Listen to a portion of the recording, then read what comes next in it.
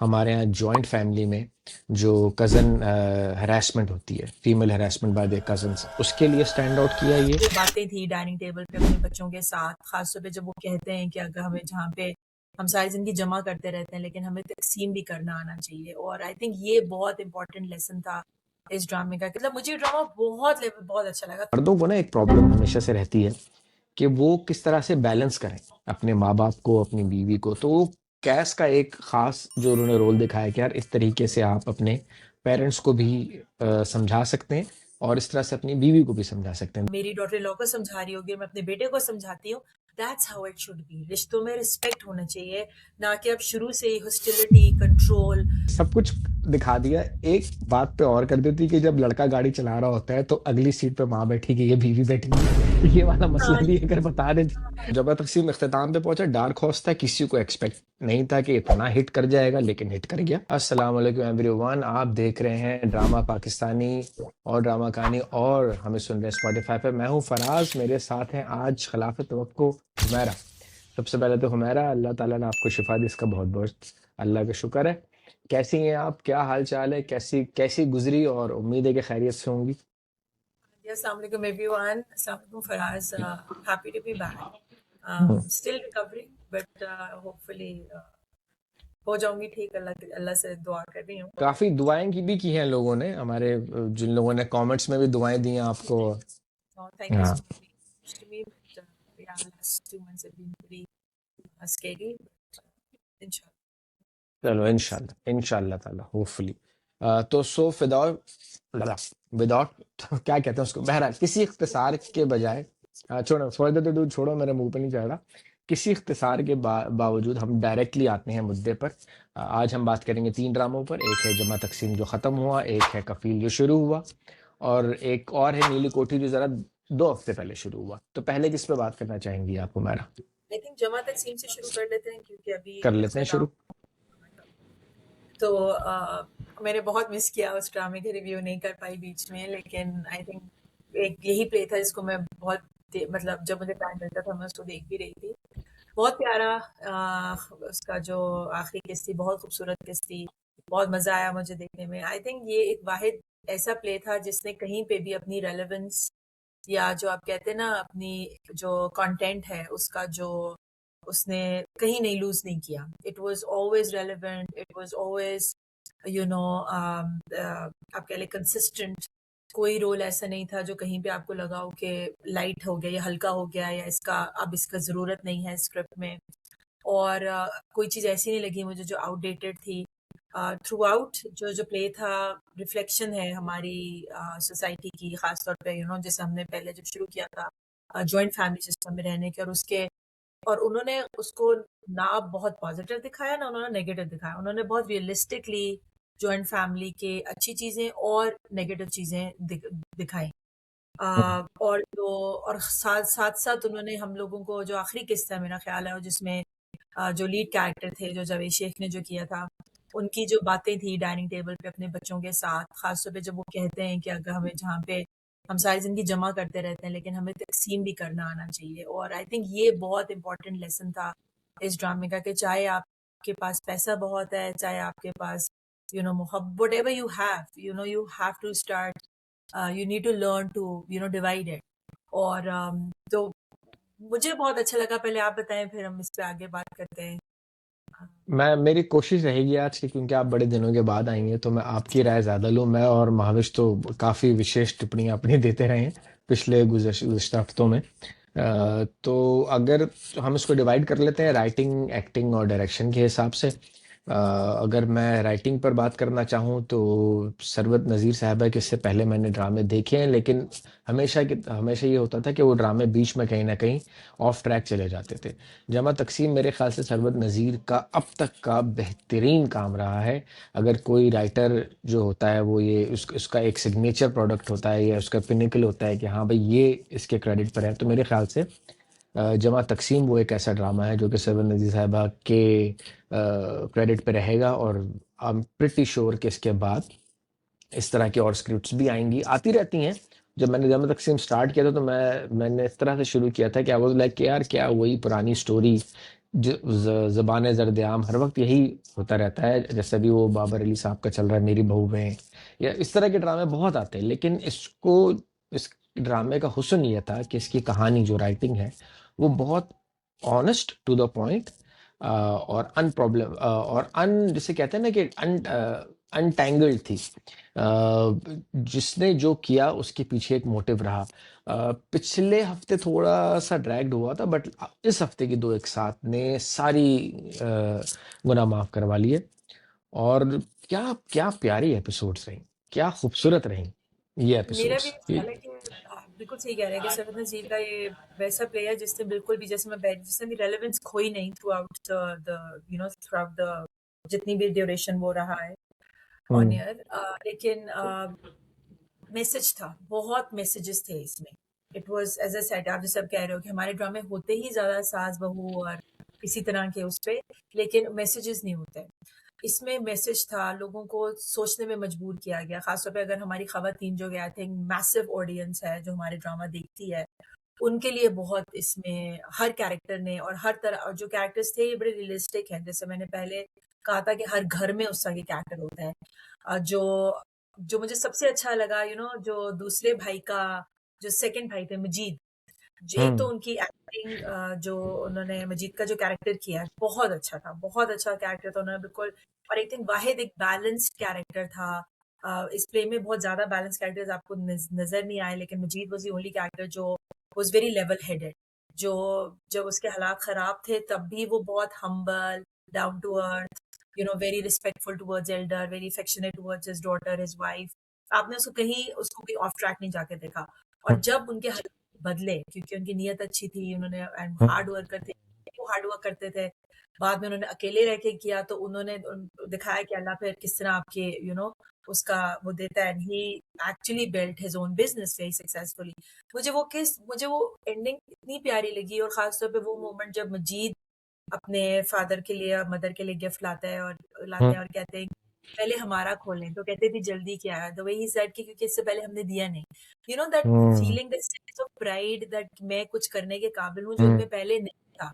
लेकिन प्यारी बात ये है कि डिस्पाइट ऑल ऑफ दैट, कि अब उनके हालात टोटल बदल चुके हैं, लेकिन उनके अंदर जो ह्यूमिलिटी थी या जो डाउन टू अर्थ, वो अभी भी वैसे ही, वो अभी भी अपने बाप को कहते हैं कि हुँ, मैं जेन्युइनली आपके साथ रहना चाहता हूँ। अब वो हुँ, मुझे बहुत लगा। और इवन उसकी वाइफ का रास्ता का बड़ा प्यारा अगेन कैरेक्टर इवॉल्व हुआ है। तो सारे कैरेक्टर्स जो थे इस प्ले में I would say round characters थे, फ्लैट कोई नहीं था। Every hmm, character every character learn something and they became different, which is the beauty of this play. तो जो रास्ता का कैरेक्टर था शुरू में, जितनी थोड़ी सी वो काम वो सारे करती थी, लेकिन जितनी उनमें बिटरनेस थी, because she was overwork, burn out हुआ हुआ था उनका। उसके बाद आपने उनकी इवॉल्व देखी, बेशक वो अब अकेले रहते हुए डर रही हैं, लेकिन the way the character is evolve, अब वो बहुत स्वीट, नाइस, और इवन दो कि अब उसके पास पैसा भी एंड एवरीथिंग, स्टिल एंड पे वो ऑफर करती है कि चलो आज भी खाना मैं ही बना लेती हूँ, आज भी किचन के काम नहीं करी, so that was I loved it कि हुँ, आपके हुँ, माली हालात should not affect your relationship with your family or the way how you behave with your elders or your siblings. अगर आप इसे कंपेयर करें निगत के साथ, जब निगत के हालात बदले थे या बदल रहे थे, तो उसने आंखें आसमान पे चढ़ा ली थी, उसने अपने सास हुँ, ससुर के साथ करी, and then she left the house. और हमीद भी बहुत थोड़ा हो गया था।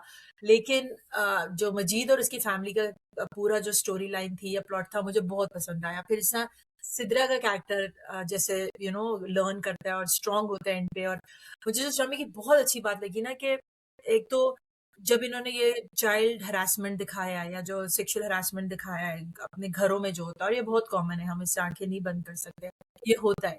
लेकिन उसके बाद जिस तरह कभी कोई एक आ रहा है कि हम इससे शादी कर लेते हैं, यू नो इवन उसकी माँ चाह रही है कि इसका बेटर फ्यूचर की जो पहला लड़का है उसको दे दो, राइट। फिर जीशान है, फिर जैसे, और फिर इवन द वे फैसल एक बड़ा लेवल हेडेड बड़ा अच्छा लड़का दिखाया, लेकिन इवन जब वो भी कहता है कि मुझे से हमदर्दी है, जब तक हुँ, वो कहता है करे तो fine, but as soon as he said कि मुझे हमदर्दी है, I didn't like that, right. कि तुम हाँ, क्यों knight in the shining armour, और फिर हम वो डैम्सल इन डिस्ट्रेस वाला कॉन्सेप्ट दिखा रहे हैं। मुझे हुँ, बहुत अच्छा लगा when Sidra stood up for herself and she said कि मुझे नहीं चाहिए ना किसी का एहसान, ना किसी के हुँ, गुनाह की हुँ, वो हुँ, यू नो हुँ, तो वो सरवत नज़ीर ने बड़े सटल वे से वो कर दिया कि पेरेंट्स को ये भी सोचना चाहिए कि लड़कियां पे बोझ नहीं होती, चाहे लड़कियां वैसे हो, हम्म चाहे लड़कियों के साथ का हादसा हो जाए, you can come out of that, you can come out hmm of any adversity अगर आप उनको सपोर्ट करें, स्पेशली गर्ल्स। तो एक वुमेन एम्पावरमेंट का थोड़ा सा कॉन्सेप्ट था, वो मुझे बहुत अच्छा लगा। वो उसके कैरेक्टर्स के साथ भी था, मारवा के कैरेक्टर जो था उसके साथ भी था कि वो जॉब करना चाह रही है। वो मतलब इतना ब्यूटीफुल था, मारवा की फैमिली और इनकी फैमिली के इंटरेक्शंस आपस में, जब वो साथ में रह रहे थे, एंड द रिलीजन एस्पेक्ट भी जो था, मतलब बहुत ब्यूटीफुली, मतलब मुझे ड्रामा बहुत अच्छा लगा। थोड़ा सा जो मुझे आउट ऑफ जो कॉन्टेक्स्ट चीज लग रही थी, वो कैस का जो दिखाने की कोशिश कर रहे थे कि उसका, जिसको गलत फहमी हो जाती है कि कैस का हम्म अफेयर है हम्म। उसके साथ, आउट ऑफ कॉन्टेक्स्ट आप नहीं भी हाँ, दिखाते जरूरत तो नहीं थी उसकी। I think maybe they wanted to, they wanted to again एक लेसन देना चाह रहे थे कि एक तो हर लड़का लड़की का रिलेशनशिप खाली ये नहीं होता, they can be colleagues, they can be friends. और दूसरा I think for men also that if wives are possessive, अगर आदमी बाउंड्रीज डिफाइन करते हैं तो औरतें भी बाउंड्रीज डिफाइन कर सकती हैं रिलेशनशिप। तो वो भी ठीक था, लेकिन वो थोड़ा सा मुझे आउट ऑफ कॉन्टेक्स्ट था, लेकिन बाकी वाज ब्यूटीफुल। और ending was on on spot के, बस अब एक बेटा उनके साथ रह रहा है जो बाय चॉइस रह रहा है, और बाकी अपने अपने घर है, is happy, best, good watch. हाँ, जबरदस्त था। और आपने एक्टिंग पे भी थोड़ा वो डाल दी, रोशनी डाल दी। कहानी में मैं कहूँ ना कि दो चीज़ें जो स्टैंड आउट की मेरे लिए, जिनकी वजह से मैं कहूँगा कि ये ड्रामा वाकई देखना चाहिए। एक तो ऑब्वियसली हमारे यहाँ जॉइंट फैमिली में जो कज़न हरासमेंट होती है, female harassment by the cousins, उसके लिए स्टैंड आउट किया ये। और एक इसमें ख़ास तौर पे मोमेंट था कि जो एक मर्दों को ना एक प्रॉब्लम हमेशा से रहती है कि वो किस तरह से बैलेंस करें अपने माँ बाप को, अपनी बीवी को। तो वो कैस का एक खास जो उन्होंने रोल दिखाया कि यार इस तरीके से आप अपने पेरेंट्स को भी समझा सकते हैं और इस तरह से अपनी बीवी को भी समझा सकते हैं। This is how you balance. ये एक ऐसी चीज़ है जो वाकई हर किसी को सीखने की ज़रूरत है।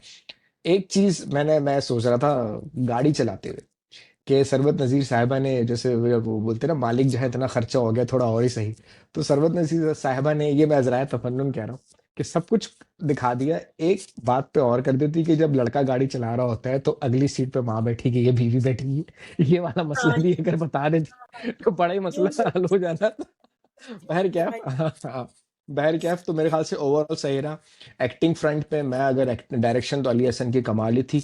और इन्होंने कोई जो है एक्स्ट्रा चीज़ें नहीं की। I think he did a wonderful job. Fairy tale और फिर जो दना नीरो आहत का ड्रामा था वो भी, उसके बाद और अभी अली हसन ने कमाल डायरेक्शन दिखाई, अच्छी स्टोरी रखी, एग्जीक्यूशन अच्छी कराई, सबसे अदाकारी अच्छी करवाई। अगर मैं एक्टिंग फ्रंट पे सम अप करूं तो बहुत जावेद शेख साहब थे इसमें, और भी दीगर थे, तला तला चौहर, नाम मैं उनका सही तरह लास्ट नेम प्रोनाउंस नहीं कर पाता। तलहा थे, मावरा थी। लेकिन जिन्होंने स्टैंड आउट किया ना, जो बाजी ले गए, वो एक राशिदा और मजीद। उन्होंने एक्टिंग हाँ, में भी अपने जौहर दिखाए, उनका रोल भी बड़ा ज़बरदस्त रहा। उन्होंने इमोशंस भी अच्छे पोर्ट्रे किए। और जहाँ जहाँ एक औरत जैसे एक माँ होती है, वो जो पुराने ख्यालात से सोचती है कि यार अब मेरी बेटी के साथ क्या होगा, उन्होंने वो वनरेबिलिटी भी दिखाई। तो मेरे ख्याल से इनकी एक्टिंग को मैं सराहूंगा। और आप बताएं। एक और चीज बस इसमें एक्टिंग में, बिल्कुल मुझे एक और भी चीज जो अच्छी लगी ना इसमें, पेरेंट्स का जो कैरेक्टर था, दोनों तरफ, लाइक चारों hmm parents, but hmm particularly Javed Shaikh का और जो उनकी जो वाइफ का कैरेक्टर था, बहुत अच्छा दिखाया, बड़ा बैलेंस दिखाया। और आई थिंक उसमें एक लेसन था कि अगर हम्म आप जॉइंट फैमिली के बहुत बड़े मदा हैं, और अगर आपको जॉइंट फैमिली में रहना है, जिस तरह कि हमारा हमारा कलेक्टिव एक कल्चर है, उसमें फिर बड़े ऐसे होने चाहिए जैसे इस घर के बड़े थे। दे वर वेरी बैलेंस्ड। वो जहाँ पे उनके बेटों की गलती होती थी, बेटों को कन्फ्रंट करते थे, और हम्म बल्कि बेटों को कन्फ्रंट करते थे, और अपनी मतलब उनके लिए उनकी daughter in laws were exactly like their daughters. वो अपनी हम्म बेटियों की तरह ही उनकी बहुओं के साथ कर रहे थे। थोड़ा बहुत जो उनके अंदर एक शुरू में जो एक रिजिडिटी थी, वो दिखाया कि वो आहिस्ता आहिस्ता चेंज हुई है, जब वो कैस के घर जाके रहते हैं और वो दूसरी फैमिली से उनका इंटरेक्शन होता है, तो थोड़ा सा वो उधर फ्लेक्सिबल होते हैं, देन दे स्टार्ट टू सी। तो जो बड़े होते हैं उनको थोड़ा सा, ठीक है, उनकी एक्सपीरियंसेस बहुत इंपॉर्टेंट है, वो हमसे ज्यादा बड़ी जिंदगी गुजार चुके होते हैं, लेकिन थोड़ी सी ओपन माइंडेडनेस के साथ, थोड़ी सी ग्रोथ माइंडसेट के साथ अगेन उनको भी रहना चाहिए और बैलेंस मेंटेन करना चाहिए, क्योंकि लॉट ऑफ केसेस बड़े ही होते हैं जो रिश्ते खराब भी करते हैं, और बड़े ही होते हैं जिनकी वजह से घर का माहौल भी खराब होता है। तो इधर वेरी गुड वो पॉइंट। बड़ा अच्छा वो थे जो पेंडुलम का सेंटर होता है, तो आप जहां भी जाएंगे वापस हम्म। उधर ही आएंगे। बैलेंस पीपल, जवेशिया का कैरेक्टर स्पेशली वो बहुत बैलेंस दिखाया एंड पे, तो he was very hmm. Nice. तो वो बहुत जरूरी है। तो ये बड़ा लेसन था हमारे बड़ों के लिए कि joint family is a beautiful thing, if you want to do hmm. It, but do it the way hmm. It should be done. But के आप रिश्तों को से बोझ लगना शुरू हो जाए। इवन जो उसका साउंड ट्रैक भी है, मुझे बड़ा हम्म। प्यारा लगा वो साउंड ट्रैक के रिश्ते हैं या खुदगर्जियां, रही। खुद एंड गर्जियाँ। That's hmm. Exactly for sake of it, अगर आप साथ रख रहे हैं तो वो सफोकेशन है। और खास तौर पे मैं कहूंगी आजकल जो एक बड़ा वायरल कंटेंट हुआ है, हमारी एक एक्ट्रेस है सबा, हम ही। जिन्होंने निदा यासिर नहीं। हाँ हाँ, सबा करके हैं। न्यूज़ कास्टर थी वहाँ। हाँ, सबा जिन्होंने फर्स्ट। निदा यासिर के शो में जाके बड़ी कंट्रोवर्शियल बात की, और मैं मुझे लगता है शायद वो जान के करती हैं, बिकॉज दैट अर्न्स हर हाँ, व्यूज खबरों एंड में रहने के कंट्रोवर्सी। लिए। उनको कंट्रोवर्सी पसंद है, जिन्होंने भी बात की कि जी आप सबसे बड़ी गलती ये करते हैं कि जब आप बहुओं को लाने से पहले उनको फ्रीडम देते हैं कि वो अपने कपड़े खुद बनाएं। आई मीन ये पता नहीं बाबा आदम के जमाने की बातें कर रही हैं या whatever, there is a hmm. Huge backlash on it कि एक तो इनको अलाउ कौन करता है इस तरह की बातें करना है, why she coming on to the television talking like that. Hmm. इस तरह के जो बड़े टॉक्सिक हैं, ये जहां पे भी होंगे, उनकी जो डॉटर इन लॉज हैं या ग्रैंड चिल्ड्रन हैं, they would not be happy, वो बिकॉज आप पहली वाली ने अगले, सफर किया था इनकी। like I don't want to go down हम्म। उनका family politics, but it's a very bad example. अगर आप इस तरह किसी को दबा के सफोकेट करके रखना चाहेंगे just because you want to control them, that's where the toxicity begins, right. तो उसके अगेंस्ट आप देखें, मैं अगेन सॉरी ऑफ ट्रैक बात हो रही है, जो नादिया जमील ने बात की और वो भी बड़ी वायरल हो रही है। Nadia Jamil has always always been my favourite. और इवन जब मैं कॉलेज डेज से, like she she always been very sensible, बहुत लेवल हेडेड। और उन्होंने जो बात की ना कि मैं, अगर मेरा बेटा मेरी बहू की इज्जत नहीं करेगा तो एंड दैट्स, और वो जो उन्होंने कहा कि मैं अपने बेटे से बात करती हूँ कि और खासतौर पे जो उन्होंने कहा कि औरत ही औरत की हिफाजत करती है, ब्यूटिफुल।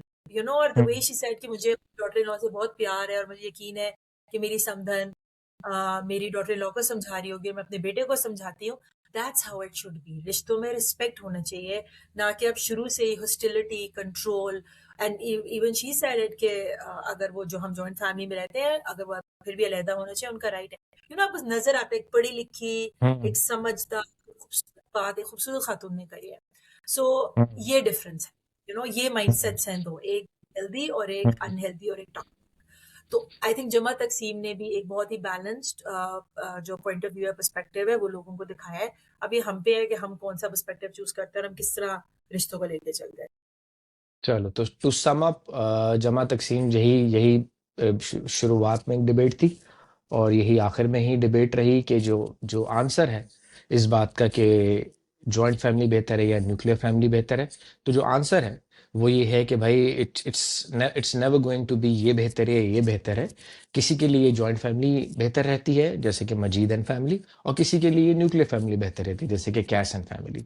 तो अपनी अपनी है। आप लोगों ने ड्रामा देखा, सराहा, और आप लोग को हाँ।